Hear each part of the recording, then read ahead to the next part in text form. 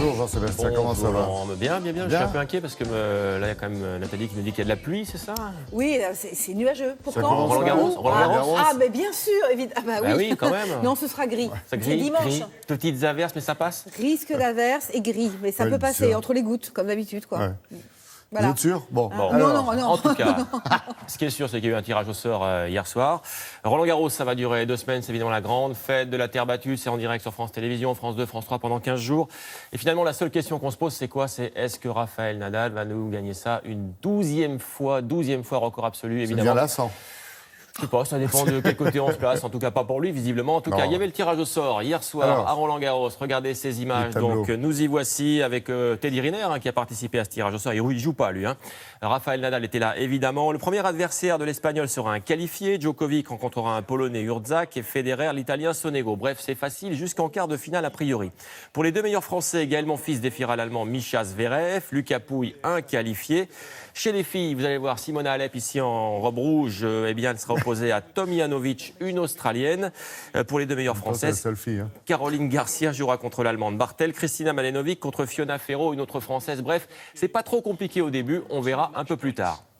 En attendant, il y a des Français et des Françaises qui jouent en tournoi. On est ici à Lyon avec Benoît Paire. Bah oui, c'est pas fini. Ben non, il a réalisé une grosse perf en battant Shapovalov, ça c'est bien. En quart de finale, le Canadien 23e mondial. Paire s'est qualifié pour les demi en 3-7. Il y a Jo-Wilfried Tsonga aussi qui joue du côté de Lyon. Lui, ça s'est moins bien passé. Il est 85e mondial. Bah oui, Laurent, mais il a du mal. Il revient de blessure aussi. Battu en quart de finale par le Géorgien Basilashvili, 18e mondial. Défaite en 2-7, 6-4, 6-4. Je vous emmène maintenant du côté de Strasbourg pour les filles. Strasbourg où jouait Caroline Garcia. La voici. La numéro 1 française s'est qualifiée pour les quarts en venant à bout de l'Ukrainienne Kostuik, 264e. 3-7 quand même, gros combat. Elle l'a gagné en 3-6, 6-3, 6-2. Il y avait aussi du côté de Strasbourg, Chloé Paquet, que voici. C'est une jeune Française de 24 ans, qualifiée pour les demi-finales. Elle aussi, ça c'est bien. C'est la première qualif pour les demi de sa carrière.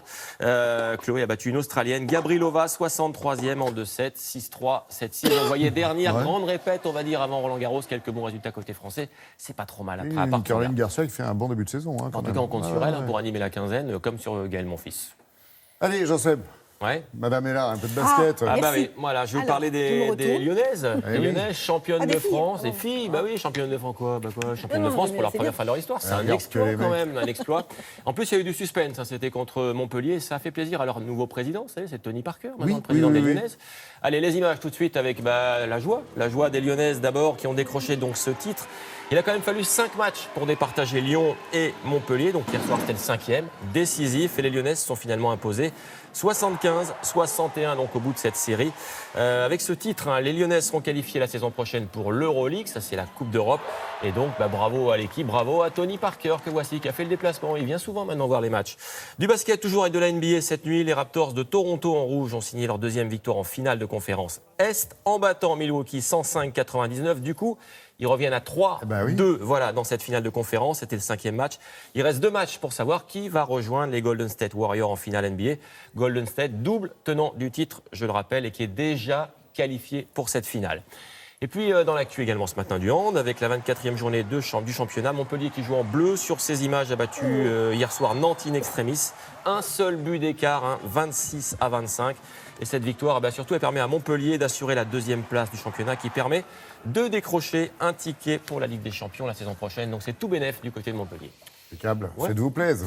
Je fais plaisir. Allez, on parle de Monaco. C'est le Grand Prix de Formule 1. C'est le plus prestigieux de la saison, évidemment. 6e manche du championnat du monde. Les premiers essais hier dans la Principauté. Quelques images, donc, pour vous montrer que c'est quand même toujours un circuit aussi piégeux. Voici Pierre Gasly sur sa Red Bull.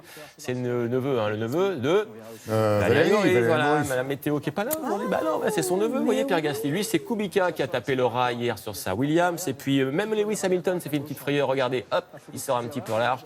En tout cas, meilleur temps des essais pour l'instant pour Lewis Hamilton. Un petit mot du régional de l'étape. Charles Leclerc que voici sur sa Ferrari. 10e seulement des premiers essais, mais il va s'améliorer, c'est sûr. Il connaît bien le circuit puisqu'il habite là, forcément. Allez, je voulais saluer ce matin aussi. Vous allez voir ce garçon ici que vous voyez en fauteuil roulant. Il s'appelle Billy Banger. Eh bien, cet Anglais de 20 ans, il a remporté la première course de sa carrière en Formule 3 alors qu'il a été amputé, vous avez vu, des 2 jambes. La vie de Billy, elle a basculé il y a 2 ans, ici, dans une course de Formule 4. Regardez ce crash. Voilà, ça s'est passé en Angleterre et donc il a perdu ses 2 jambes après cet accident. Il y a eu 1 an de rééducation pour lui, beaucoup de courage et puis surtout la détermination de revenir, de Bien courir sûr. à nouveau avec une voiture adaptée. Toutes les commandes sont sur le volant et la perf incroyable, c'est qu'il a gagné le Grand Prix de Pau sur une Formule 3. Son rêve, évidemment, c'est la F1 et quand on voit ce qu'il fait en Formule 3, on se dit que tout est possible. Bravo à Billy Manger, c'est un pilote britannique de 20 ans. 20 ans. Et un Ouais. joli Et sourire belle en cette plus. histoire. Parfait. Merci Laurent. Ben, c'est moi qui vous remercie, c'est gentil d'être venu.